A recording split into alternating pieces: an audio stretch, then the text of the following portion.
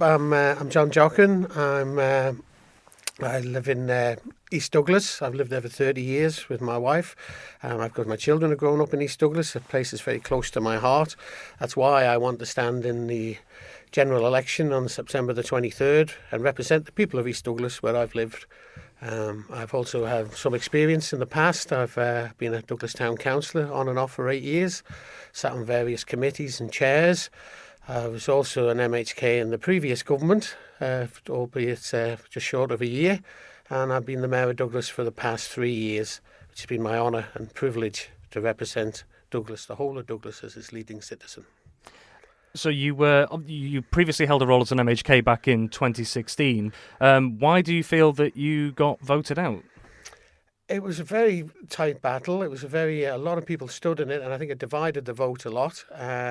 And I only just lost, I'll point out. But however, I persevered. I went back into politics. I had a big mandate when I got elected into the council. I took that as a yes vote, and I did my best that I could for the council to serve the people of Douglas still. And it certainly paid off, because within a couple of years I was made up to mayor, and I took that role on, and I've took it on for 3 years. It's been extremely demanding. Especially on my wife, but we've managed it. We've managed to fulfil it, and it's, like I say, it's been an honour to do it. But in terms of the specific reasons as to why, do you remember what they were? Were they made clear to you at the time? I personally, myself, I think the vote was divided. It was because there were so many people standing. From what I can remember, I think there was 10 candidates. It's I don't think none of even the successful candidates didn't have a huge majority when they were elected out of the total poll. But I just thought I had an unfinished business. I wanted to get back in. I thought I could do something at a national level, and I'm back here to have another go.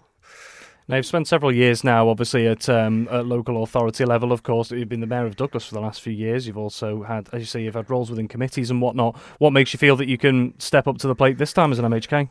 Well, the difference perhaps with me and perhaps some of the other candidates is there won't be a learning period, which there is for all new candidates, no matter what they say. They have to find their way around government. It's not an easy thing to do, and I've already achieved that. I know the people in government, I've worked with them in government, and I've worked with them on a local level, and I've worked with them as an MHK. I've also worked with them even when I was a union representative back in the old days in the post office. So I won't be tiptoeing around. I've got an agenda, and I know what I want to do, and I'll be in there. You say you've managed to achieve that. What is that exactly that you've achieved? Well, it's the knowledge of knowing government. It's if you know nothing about it and you know nothing about the civil service, then you'll have to find out yourself. There isn't a book you can go to and say, this is how to be an MHK. You have to find out, and nobody's going to tell you. None of your colleagues are going to tell you how to do it. You have to find out yourself. And what are the big things that you found out from that over time, that you think that maybe in government could probably do with some change or strengthening? Yeah, I don't want to reinvent the wheel when I go into government. If I get into government, sorry. If I don't want to reinvent the wheel. I don't want to change the system. I don't want to think. Every government system is imperfect. From Westminster to the Channel Islands to America, every political system is different. I want to work with the system that we've got and make our island a better place. You say you want to work with the system, but you say you don't want to change things. Now, as you've pointed out, no system is perfect. We know that, not. But at the same time, anyone who is looking to see their elected member in, say, the House of Keys and Tynwald will probably want to see them pushing for at least something different if they've been unhappy previously. So, do you think you would do that, or do you not want to see? There's some change? things about the government that I'm not happy about. Okay, so one of them is the MLCs, and they're not being elected. I think there is a format to have elected MLCs. I mean, the irony of this is we have a current sitting MLC who's elected by MHKs saying they can do a better job than MHKs and is going to stand for an MHK. I mean, that's ironic. You don't shoot the messenger, do you? You don't. I mean, that is an imperfect system. So, I mean, there has to be a better system to elect our upper house. I agree with the second house, but it should be elected. So I can't do that on my own. I need the other MHKs to come on board with me. So people that come here and say, I'm going to do this, I'm going to do that, I'm going to do the other, they don't. They have to work with the other MHKs that are there, and if they want to change it. So it would be foolish for any MHK say they're going to do whatever they're going to do, because they need at least another 12 MHKs with them to do it. You will have your own, obviously, objectives if you are elected. So are you saying that you would have to rely heavily on other MHKs getting behind your ideas, or could you drive them forward yourself a bit more? It's like any negotiation, you have to bring them on board. You know, you have to prove your point. You have to put yourself forward and prove that you're right and get the support. It's like being elected. You have to get the support of the people behind you, and you have to get the support of the MHKs as well. I mean, Douglas, as a town, is not represented properly in the House of Keys. We've only got 8 members. So the rest of the out-of-town members govern Tynwald and the House of Keys. And then you look at the ministers. We've got 1 Douglas MHK as a minister. They're not being represented properly in Douglas. And the new Chief Minister needs to be told that. How many MHKs do you think do need to be in the Douglas areas to start to make a difference? Well, if you just do the maths, there has to be at least 3 ministers in Coleman. If there's 9, then there has to be a third of them has to come from Douglas. We can't have it. We have this. Look at the promenade. The biggest project that's happened in over 100 years in Douglas. Okay? And we haven't got anybody from Douglas East involved in it. We haven't even got a Douglas MHK involved in it. I mean, that is a disgrace. They've not been represented properly, the people of Douglas. I mean, they're screaming on the radio. They all want to go on the select committee to look into it, but they haven't been involved in it. They've washed their hands of it, and that's not right. If asked about it, would you get involved in the Douglas Promenade scheme if you were elected to Douglas East? I was involved in the Douglas Promenade scheme. I was in that department. It was on my desk. I was happy to take it forward. And do you believe that you've done what you can so far, and do you believe you can add more to it if you're elected? If elected, the first thing I'll say is I'm not going to sit on the back bench and just throw bombs in, and stir up trouble. You don't achieve anything sitting on the back bench. You have to be involved. You have to be part of a government. You have to make something. You have to build something and be a part of it. I don't sitting on the back bench doing nothing. That's to me, it's the easy option out. Speaking of that, just going to your general ambitions, should you be elected, could you give us a summary of some of the main priorities you've got? Well, I'll stick with Douglas first. Okay, Douglas is traffic and is parking. There is no traffic management system in Douglas. There never has been. It's just like the government pension scheme. It's just make it up as you go. There isn't. They need a proper review and a proper traffic management scheme put in by the DOI and Gary Thomas, the police, and also all the brownfield sites in Douglas. They've been lying here for 30 years. They're like bomb sites. They're blot on the capital. Now, ironically, just before an election, we've got the Brownfield Sites Committee just emerged last week. A load of civil servants on top salaries. I just hope it's not another government quango that they'll look into and we'll just pour money into it. They need to be answerable to the people of Douglas. And what are we doing with these brownfield sites? Are we putting them back in the community? Are we putting young people in houses in here? Or what are we doing with these brownfield sites? I just don't want a committee to go away for 3 years and have a little chat about it. They should be brought back into. Nationally, I think the big thing on my horizon is the ticking bomb, I call it, which is pensions. Pensions and pension poverty is a reality now, today, right now. And it's going to get worse in the years to come. We've just had the minimum wage and the living wage. We had that little debate about that. A pensioner gets £180 a week. So if they haven't got a private scheme, that's £180 a week. So you've got to pay their rent, got to pay for their utilities, their gas and electricity, their food on £180 a week. The minimum wage is, I've got it here, sorry, minimum wage is £305 per week for a 37-hour week. The living wage is £377 a week. That's the minimum that you can live on by the government. But why are we getting £180 a week for pensioners? You mentioned those numbers there, and that's where it stands at the moment. Yeah. How are you going to be able to improve that situation if it's something that, particularly at least by the sounds of it anyway, is something that's quite close to your heart? It is close to my heart because what we're doing is we're closing all these private schemes. They're jumping ship all these private schemes, and we're going to have a generation of people coming along in 20, 30 years' time living off a government pension, and it's not good enough. So what are we going to do to address this? We need to set up a government scheme that all employers can pay into. So if you move from one small shop to another small shop, you can take that scheme with you, and both employers have to pay into it. A local government scheme that when you're working you can pay into it to subsidise your government pension. And then we need to look at making the government pension bigger, because it's not good enough at the moment. And if you ask the people that are working, would they be prepared to pay £5 extra into their scheme, or £2 or £3 or whatever they would? But it's too late once the 40 years are up. That's your pension and you're stuck with it. Just going back to something that you mentioned before, Douglas Promenade. Obviously, as we know, it's had its setbacks, it's had its challenges, it's had criticism from some. We're seeing extended delays coming along. We've obviously had the roundel that's caused a lot of debate amongst motorists. Looking at decisions like that, are there any things that you would have done differently had you been in charge of that promenade scheme? Well, I can't think something like that. I mean, that's an ifs and buts one, But however, what I will say about the Manx people and their little curiosities is, I can remember the roundabout at the bus station. They didn't like that one. They didn't like the one at the sea terminal. They didn't like the traffic lights at the bottom of Broadway when they were installed, and they hated the one at B&Q. Somebody put a for sale sign in the middle of the one at B&Q. Manx motorists don't like change. It is a roundabout. You will get used to it, and it's built now, so we have to get on with what we've got. But the thing is, though, you said there's several decisions there that, there seems to be a trend that people don't like it. Have, you as someone who obviously, lives in Douglas East, knows the people well, have you spoken to them beforehand to see what would actually improve that situation if there's a trend of people not being happy with road setups like the promenade? I'm very lucky. In my previous job, I was a postman, so I got to see everybody in Douglas. At the moment, I'm retired. I have a little part-time job. I drive a taxi, so everybody that gets in the taxi tells me about the promenade, what they're doing, what they're having. Okay, so we make it round instead of oval, the roundabout. I mean, it wouldn't make any difference, So, it doesn't look right. It is a little bit quirky. It's a little bit funny. It might become popular after a while. I don't know. But, I mean, as for the traffic management system, how it works, you won't know until it goes live. And then, the actual infrastructure of that promenade is built. There's nothing I or you can do about it, unless you want to re-dig it all up again. And we don't want to go back there, do we?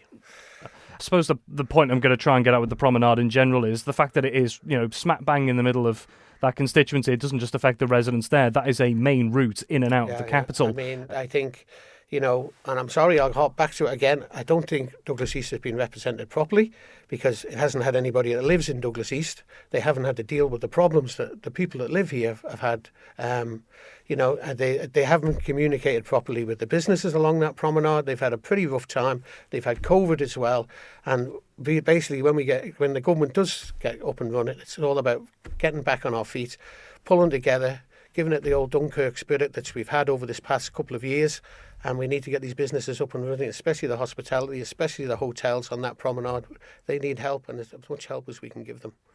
Speaking of those hospitality businesses on the likes of the promenade, obviously they've been hit hard by the pandemic. Have they mentioned anything to you in particular? Do you feel that they'd have confidence in you to help improve that situation? Well, as my duty as mayor, I invited them all in, as many groups as I could in, from the hospitality, the licensed victualers, the nurses, the front line, the police, everybody that was involved in the pandemic. I tried to thank them as much as I could. So you get to speak to them.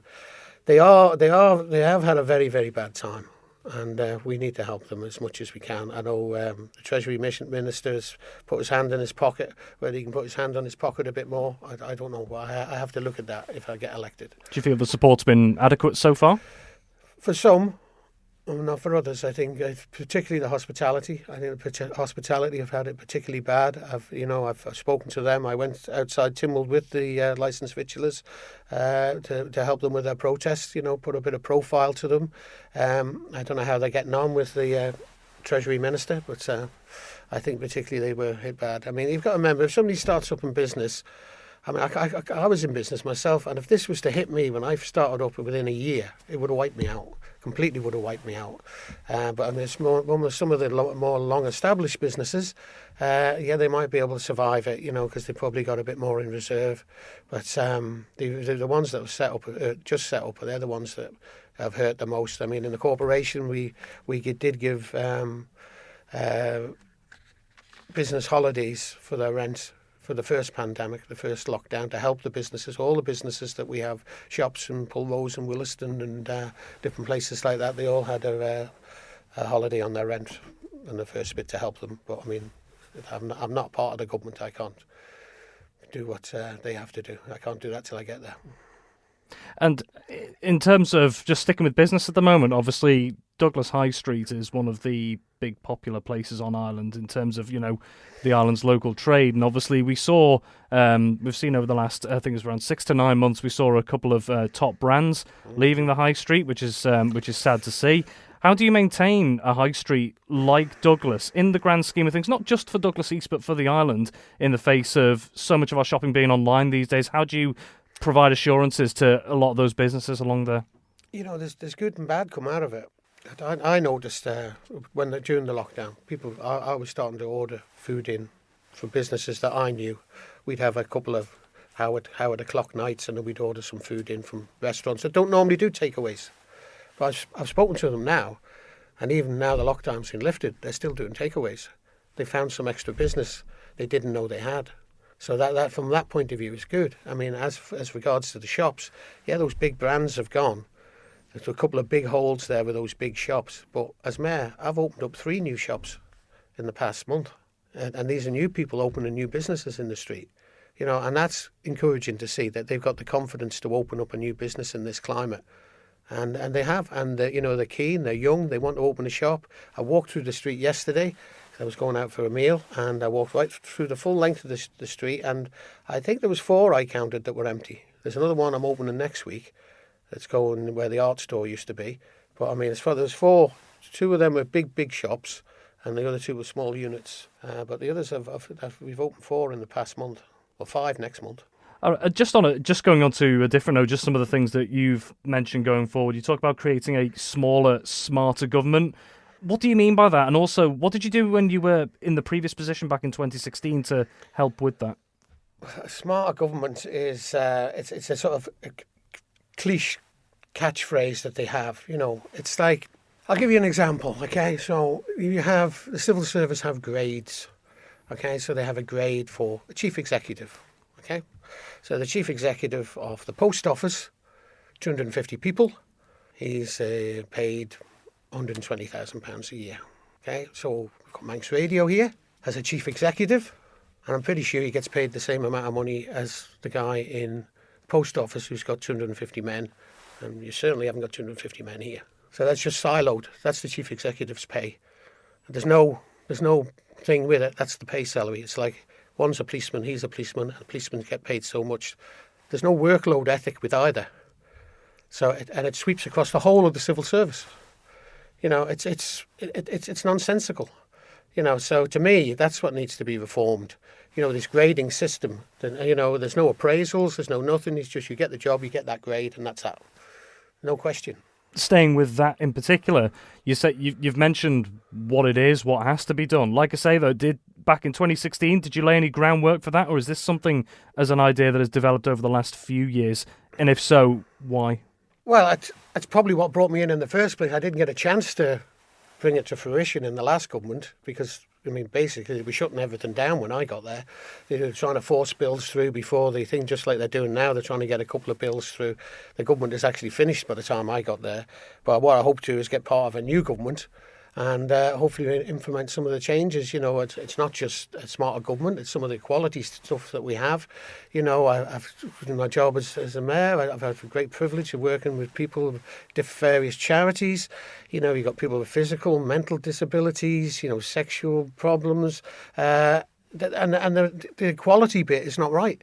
They're not being treated equally. There's no inclusion in them people. They're still kept outside, excluded from the main group of the people that should be the main group. And that's that sort of thing we need. More inclusion into other people, especially race and religion and stuff like that. It's very, the Isle of Man, especially Douglas in itself, is a very, very cosmopolitan place now.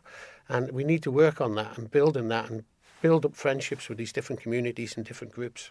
Equality and inclusivity are, of course, important issues, and it's easy to say. But how would you actually go about implementing that in the long run if you're elected?